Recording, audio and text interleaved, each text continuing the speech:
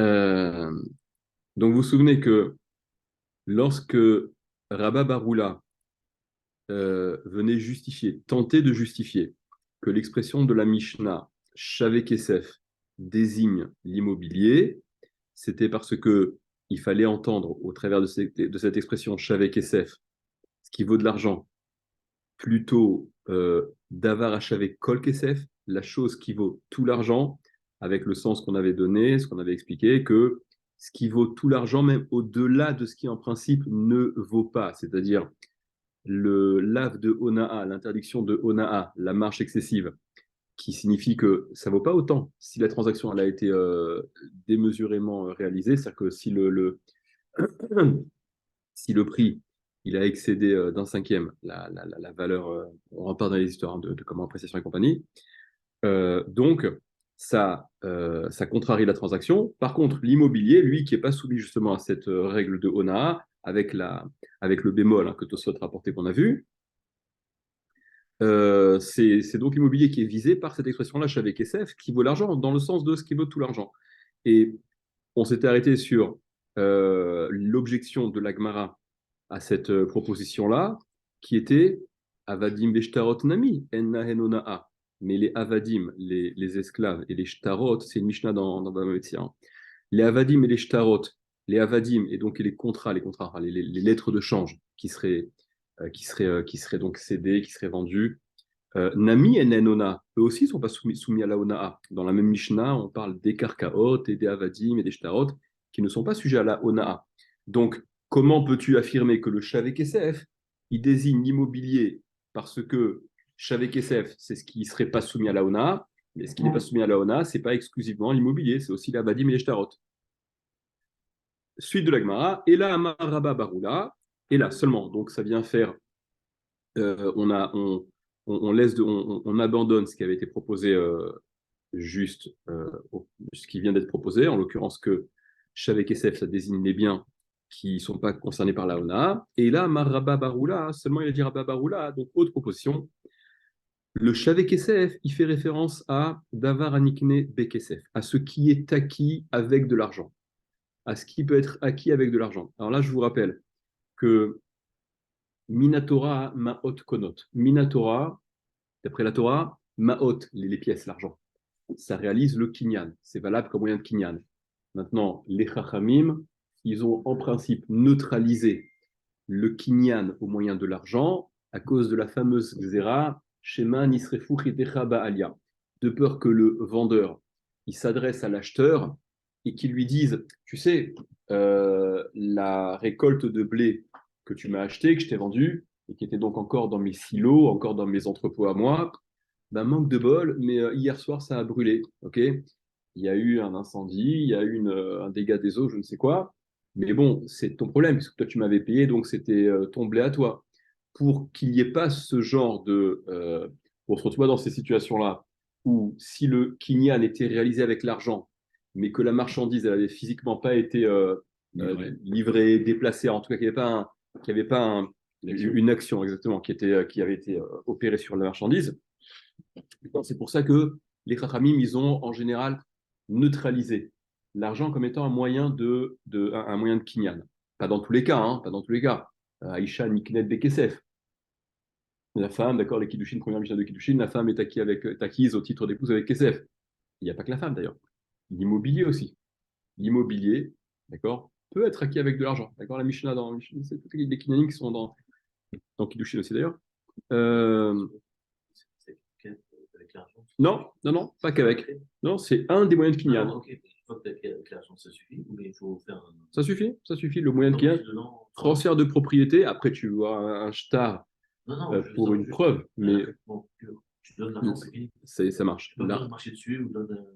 alors les autres moyens de kinyan Non, pour non, pas les autres. l'immobilier. Non, Non, mais pas les ce autres. que tu dis, tu dis marcher dessus ou manifester. Il y a chazaka, ce qu'on appelle le kinyan chazaka. Chazaka, c'est manifester par une action ta propriété. D'accord? Ça va être clôturé, ça va être bêcher un petit peu le terrain ou je ne sais quoi. Quelque chose où tu montres que tu te comportes comme étant le propriétaire. Ça, c'est chazaka. Il y a aussi le shtar. Le shtar aussi, c'est un moyen de kinyan valable pour l'immobilier. Mais là, restons restons focus là, sur ce qui nous intéresse. D'accord? C'est que le Shavé Kesef, comment est-ce que tu l'interprètes? Qu'est-ce qui te permet de dire qu'il désigne l'immobilier? Rabba Baroula est dit parce que Shavé Kesef, ça fait en fait référence à Davar Anikne Kesef, ce qui peut être acquis avec Kesef. Alors, les Acharonim disent, hein, j'ai vu que les Acharonim disent, il ne faut pas comprendre ça comme ce qui peut être acquis avec Kesef, mais qui peut être acquis avec Kesef et exclusivement Kesef, enfin exclusivement, euh, exclusivement et non pas les kinyanim, les autres kinyanim habituels dont on parle, c'est-à-dire Meshicha, par exemple. Meshicha, c'est le fait de faire avancer, d'accord? Je tire vers moi l'objet que j'acquiers, d'accord? L'animal, je vais le tirer vers moi, ok? C'est marqué par là le kinyan. Quoi qu'il en soit, si Shavek Kesef, ça fait référence à ce qui peut être acquis avec Kesef. Donc, l'immobilier peut être acquis avec SF. Voilà pourquoi l'expression de la Mishnah Shavek SF désigne l'immobilier. L'Agmara objecte de la même façon Avadim Beshtarot Nami Niknin Bekesef. Mais les Avadim, les esclaves et les shtarot et les lettres de change aussi peuvent être acquis avec Kesef. Donc ne dis pas que ce qui est acquis avec Kesef, c'est le propre exclusif de l'immobilier. C'est pas vrai. Allez, prenez Rachid. Davar Anikne Bekesef. Ce qui peut être acquis avec l'argent. Rachid dit Bello Meshicha, oui, que le Bello Meshicha de 100 Meshicha de Rachid, il est évocateur de ce que je vous disais avant, mais on ne va pas rentrer là-dedans. Des carcas, hein, parce que le carca, l'immobilier, le terrain, l'immobilier, Nikne Bekesef, est acquis avec Kesef, s'acquiert avec de l'argent.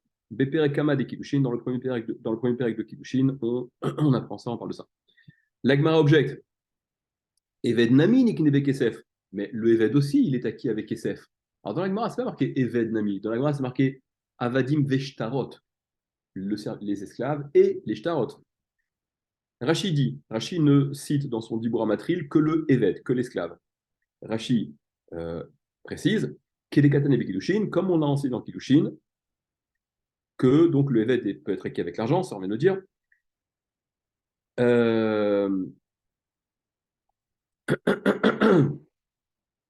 On vient de dire que le Eved peut être acquis avec l'argent, d'accord? Donc c'est ce qu'on apprend dans Kiddushin également.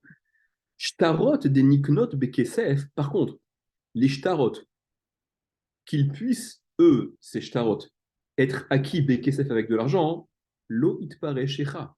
Ça n'a pas été expliqué où. Rachid dit, je vois vraiment pas la source de cet enseignement-là, que les Shtarot, eux, peuvent être acquis avec de l'argent.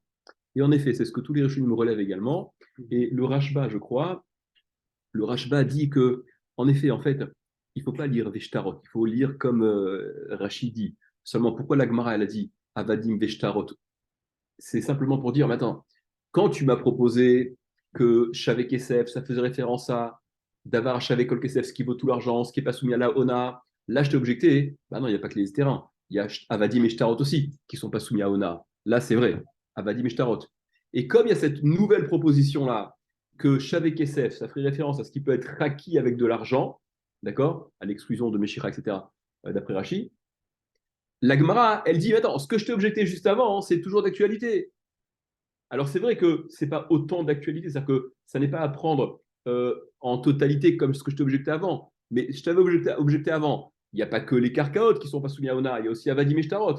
Donc là, quand tu me dis que c'est Shavek Kesef, c'est ce qui s'acquiert avec l'argent, je te dis, il y a pas que le carca qui s'acquiert, il n'y a pas que l'immobilier qui s'acquiert avec l'argent. Je te repose la même question, Avadim et Shtarot, bien qu'en réalité, il n'y a que Avadim.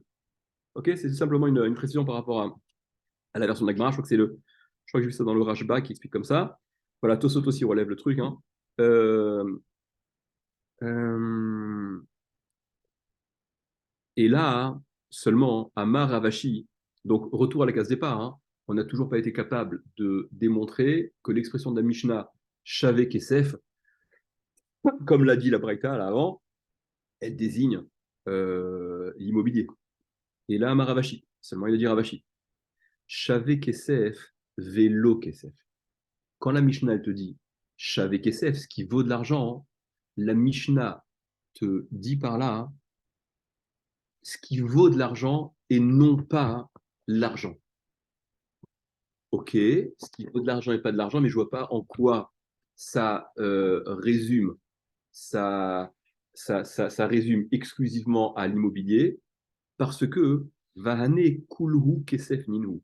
Et Hane, cela, ce qu'on a évoqué là juste avant, euh, Avadim, Shtarot par exemple, kulhu kesef minhu, et à plus forte raison le mobilier, kulhu kesef minhu, ils sont tous kesef.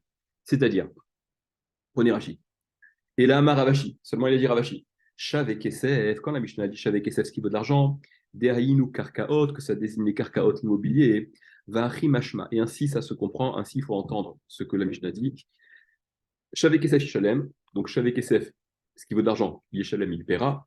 Vélo Kesef Atzmo, mais pas le Kesef à proprement parler, donc on refuse que ce soit du Kesef. Vahane Kulu Metal Telim, Vaavadim Veshtarot, Kesef Ninu. Et tout ce qui n'est pas immobilier au sens propre, ça peut être considéré, alors tout est relatif, mais au regard de l'immobilier, tout ce qui n'est pas immobilier peut être considéré comme du kesef. C'est ce que dit, c'est, Rashi explique le vane koulou kesef, et ceux-là, ils sont tous kesef. Rashi dit vane koulou, et tout cela, les métaltélim, les biens mobiliers, vaavadim, et les esclaves, les shtarot, et les shtarot, les lettres de change, kesef minhu, ils sont assimilés au kesef, c'est-à-dire des matsi le amtuyinu mi mata les mata, qu'il peut les emmener mi mata les mata d'une ville à une autre ville, ou mis d'avenir et peuvent être vendus. C'est-à-dire, c'est quoi kesef? Le kesef, c'est quoi? L'argent, c'est quoi? L'argent, c'est des liquidités. Les autres biens mobiliers, quels qu'ils soient, ils ont aussi une certaine forme de liquidité, dans le sens où, si on n'en veut pas ici, on pourra s'en débarrasser, les vendre là-bas. Ce qui, évidemment, est impossible au niveau de l'immobilier. L'immobilier, par définition, il est immobile. Donc, au caractère, vu ce caractère de liquidité que ce qui n'est pas immobilier possède, on peut, de façon relative, assimiler tous les autres biens autres que immobiliers à du kesef, au regard de ce point commun-là d'une certaine liquidité. L'argent, c'est par définition ce qu'il y a de plus liquide, c'est ce qu'on appelle ça liquidité d'ailleurs. D'accord? Mais les autres biens qui ne sont pas immobiliers, ils peuvent être, si on veut faire cette espèce de classement, plus dans la catégorie KSF que s'assimiler à d'immobilier. Donc voilà comment Ravashi veut justifier que le Shavé KSF, il désigne l'immobilier. Ramele Rav Yehuda Bachinina les Ravuna Berede Rav Yoshua. Il objecte Rav Yehuda Bachinina les Ravuna Berede Rav Yoshua à Ravuna Berede Rav Yoshua. Vous vous souviendrez, hein, qui objecte à qui. Hein. Okay. Tana, on a enseigné. Shavé Kesef. Ouais. Ouais. Non, on a résolu. Avadim et Shtarot. Justement. D'accord. Donc, il y a Rav Yehuda Bar Chinena qui va objecter à Ravuna Rav Yoshua. On a enseigné donc la Braïta avec laquelle on commence, d'accord, qui vient nous dire qui vient nous donner la grille de lecture pour notre Mishnah, que le Shavek Kesef, ça désigne que l'immobilier. Donc, il disait que Tana Shavek Kesef, on a enseigné que Shavek Kesef, Melamed, ça venait nous apprendre chez En Bet Din Iskakin Elan Enechassim Sheshan Acharayut, que le Bet Din n'entre en scène que pour les biens qui sont d'ordre immobilier. C'est de cela dont on parle dans la Mishnah. Vehatania, mais pourtant on a enseigné dans une Braïta. Et ça, vous vous en souvenez, hein, depuis très longtemps, on a vu ça dans la Gemara, on avait vu ça,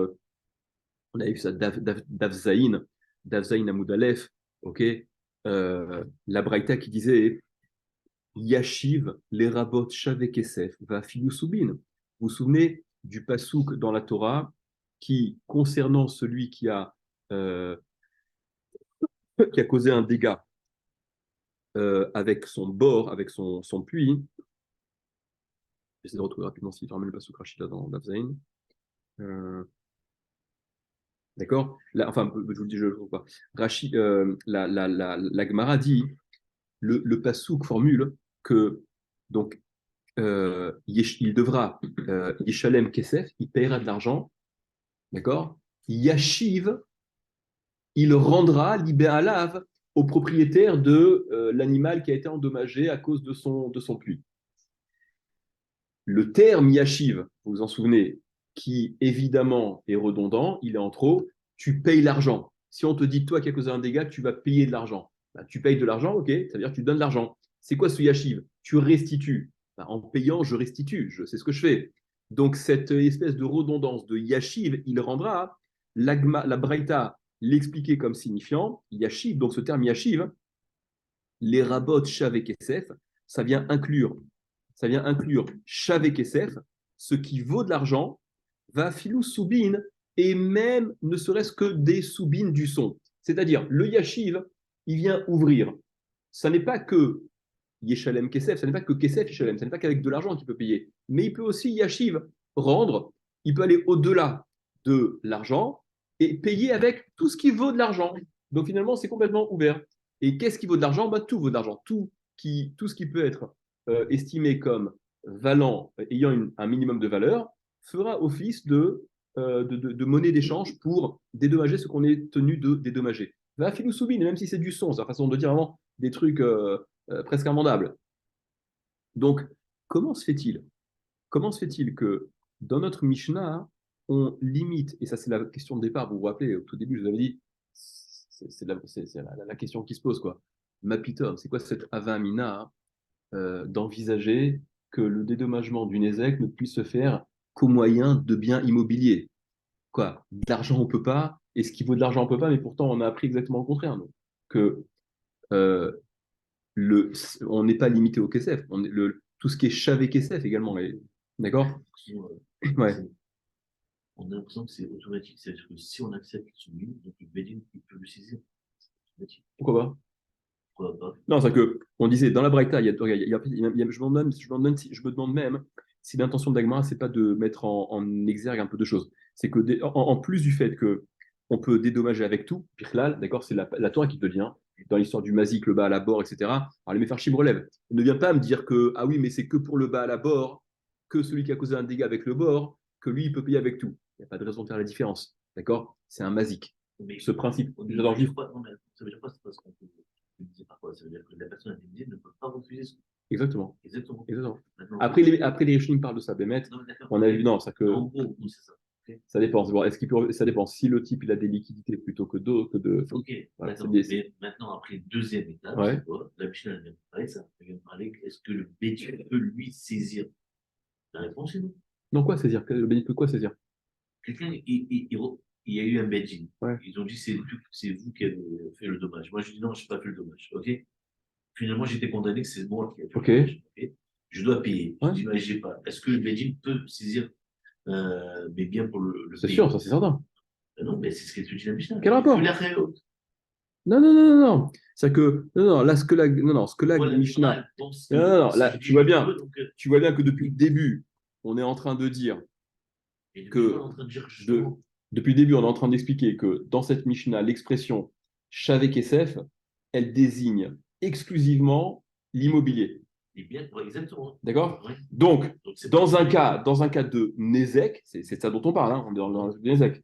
Dans un cas de Nézek, quand le Badin il intervient, parce que le Badin il intervient toujours pour régler ces problèmes-là, ouais. Okay, il ne pourra gérer ce litige qu'au moyen d'un dédommagement qui se fera avec de l'immobilier. Donc ça, okay, c'est le Badin. C'est le Badin. Oui, mais ça c'est le Badin, il intervient après.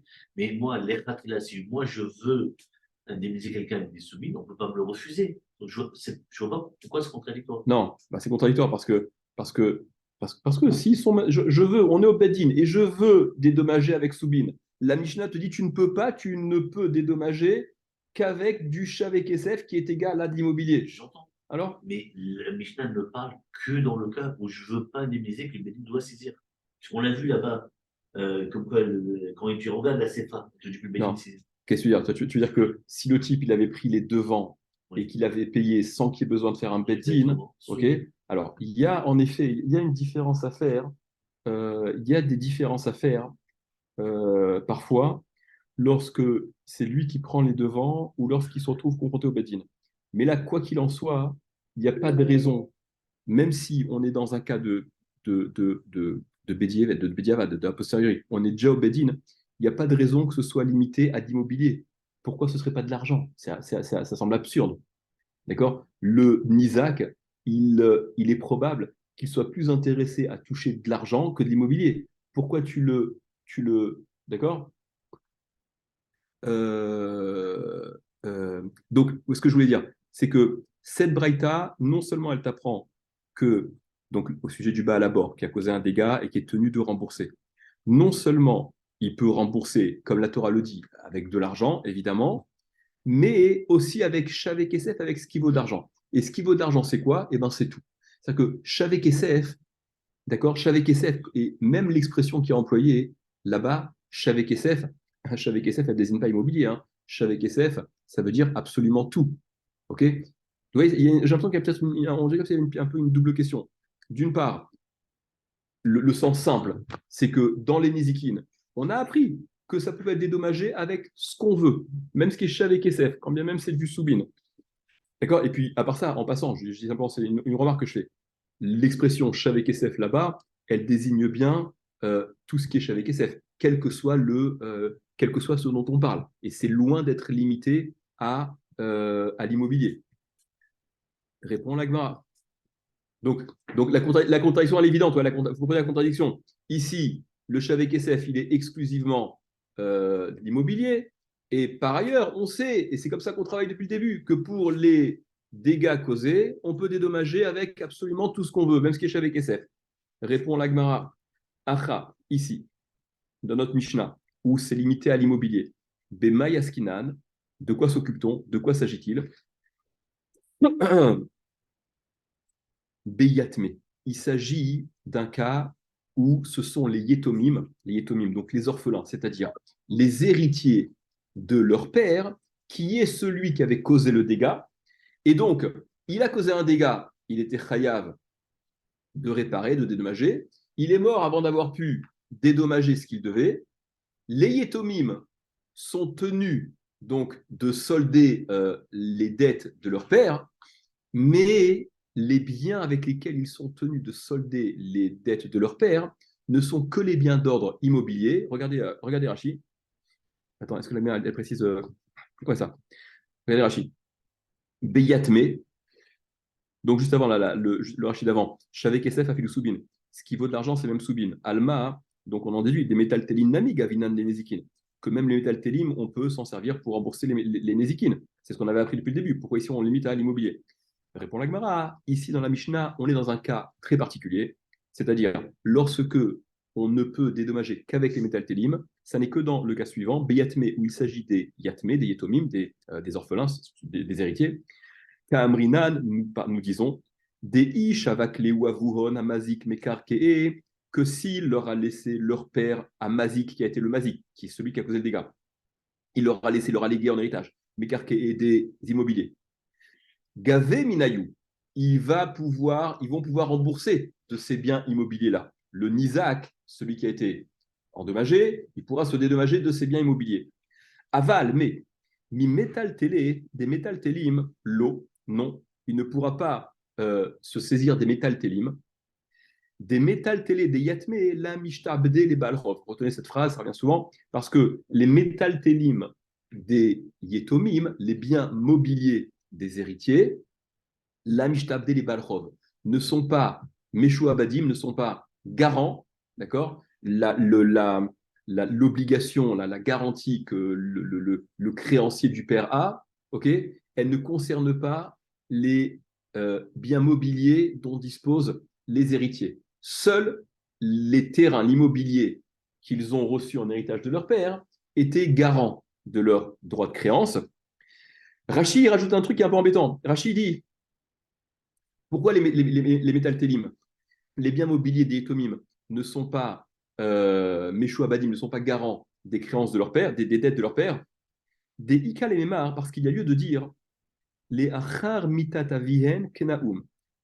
Les Achar Mitatavihen, après la mort de leur père, Knaum, ils les ont acquis. C'est-à-dire, Rachidi, apparemment ce qu'il en ressort, les biens immobiliers, on sait depuis quand c'est acquis. Mais les biens immobiliers, est-ce qu'il a acheté cette cafetière il y a 6 mois ou la semaine dernière? C'est un peu compliqué de savoir. Donc, les biens mobiliers, ils ont peut-être été acquis après la mort de leur père, et par conséquent, il n'y a aucune raison qu'ils ne soient concernés par ce shiboud, cette garantie-là, d'accord, qui remonte au moment de la dette que le père a contractée. Ce qui semblerait vouloir dire dans Rachi que si on était capable d'avoir la traçabilité là, de l'historique de ces biens mobiliers et qu'il était avéré que ces biens mobiliers-là appartenaient au père et qu'ils ont aussi été transmis en héritage, ce serait valable, d'accord? Or, donc les me relèvent ça. En fait, c'est pas le cas. C'est pas le cas parce que, bon, alors, ce serait intéressant de voir un peu plus en détail, mais pourquoi ce n'est pas le cas? non, c'est pas le cas parce qu'en fait, euh, alors, ce qu'il faut comprendre, c'est que C'est compliqué. non, c'est que Si tu sais. je vais dire pourquoi. De façon superficielle, je veux dire pourquoi. Parce que un prêteur, quelqu'un qui a une créance, il n'est tranquillisé au titre de garantie que par rapport à l'immobilier. Une hypothèque, c'est sur l'immobilier en général. Hein, d'accord, vous croyez, je corrigerai si c'est peut-être un truc moderne, c'est un peu différent, mais les hypothèques à l'origine, quoi, de façon naturellement, ça concerne plus des biens immobiliers où on est sûr de ce sur quoi on s'arrête. Ok, ça peut pas être, voilà, ça peut pas disparaître, etc. Donc, lorsqu'il y a un créancier qui a ce droit de créance sur son débiteur, il a cet avantage qui touche les biens immobiliers qui sont méchou abadim vis-à-vis de son débiteur. D'accord? Ce shiboud, cette garantie-là, elle se transmet. Les héritiers qui ont reçu en héritage un patrimoine de leur père, les biens immobiliers qu'ils ont reçus de leur père et qui étaient frappés de ce shiboud restent concernés par ce shiboud, par cette garantie. D'accord? Par contre, les biens mobiliers, eux, ne sont pas concernés par ce shiboud. Ah, là, mais dans ces cas-là, pourquoi un créancier, euh, si pour se solder, il n'a pas face à lui d'immobilier de son débiteur, il va pouvoir se saisir des biens mobiliers, ok? Ça, c'est une autre paracha. Il y a un shibou d'agouf. Il y a une obligation qui est propre à l'individu qui est lui-même le débiteur. D'accord? Et donc, étant lui-même le débiteur, celui qui a contracté la dette, il se doit de rembourser d'une façon ou d'une autre, même avec du mobilier, évidemment. Mais ce shibou d'agouf-là, cette espèce de shibou qui est intuitu personnel, qui le concerne à lui, ne se transmet pas par héritage. Il va pas se. Ok. C'est pour ça que les héritiers, eux, ne sont pas concernés par les biens mobiliers. Tout ce que je vous dis de façon très rapide, très superficielle. Il y a un Rav Shimon Shkop dans Shara Yosher qui développe cette idée de façon très. Bon, c'est tout c'est un dossier, c'est un vrai dossier très intéressant. On passe rapidement là-dessus. Ce que je veux simplement préciser à ce sujet-là, c'est ce que les Rishonim relèvent. Alors, euh, ce que les Rishonim relèvent, j'avais noté un Meiri là sur le Rashi. Je crois qu'il parle de ça. Je voudrais juste vous le montrer 2 secondes. Allez, et je vous montre ce que le Meiri dit. Donc le Meiri rapporte. Voilà, donc on parle des biens, on parle du cas où ce sont les Yetomim qui sont concernés par cette situation-là. Et le Meiri, donc, dans ce qu'il écrit, il dit Velosof davar beotam shebaou lahem leachar mitat aviem et la af beotam shayu me avihem bevadai. Et cette exemption que les biens mobiliers ne soient pas concernés, que les Yetomim n'aient pas à rembourser au moyen des biens mobiliers dont ils disposent, ça ne concerne pas que ceux qu'ils auraient acquis après la mort de leur père, mais même ceux qu'ils auraient eus en héritage de leur père. Même ces biens mobiliers ne sont pas concernés. D'accord? Et je vous dis encore, le Meiri, mais d'autres disent également, je me dis qu'aujourd'hui, je vous lis les mots du Meiri, Vehaidna de takun geonim zal ligvot mi metal tele de yatme Gové, Af, les Nezikin, Mimetal Télé des Yatme, les Harif, les Rambam, etc. Il y a une takana des Géonim.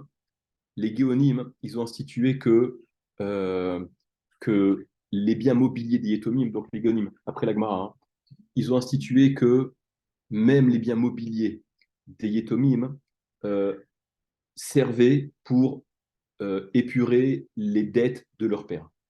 OK? Parce que sinon, on se retrouve dans des situations où le type, il a pas, tout le monde n'a pas d'immobilier. D'accord? Et donc, ceux qui ont hérité de leur père, mais il n'y a pas d'immobilier, donc c'est bon, ils sont. Donc, ça ils va dans le sont sens de Rachid. Ils finissent comme Rachid. c'est pas. Rachid, finalement, il finit comme ça. Non, parce que pas vraiment. Il y a ceux qui parlent de Rachid, mais on dirait. Rachid, il fait même pas la différence. Rachid, euh, la takana des géonymes, elle apparaît pas, elle n'est pas dans la Gemara. Par définition, c'est ce qui est bien plus tard. Que de Rachid, il faille déduire, ce qui apparemment semble être de la formulation de Rachid. En effet, je dis c'est le problème.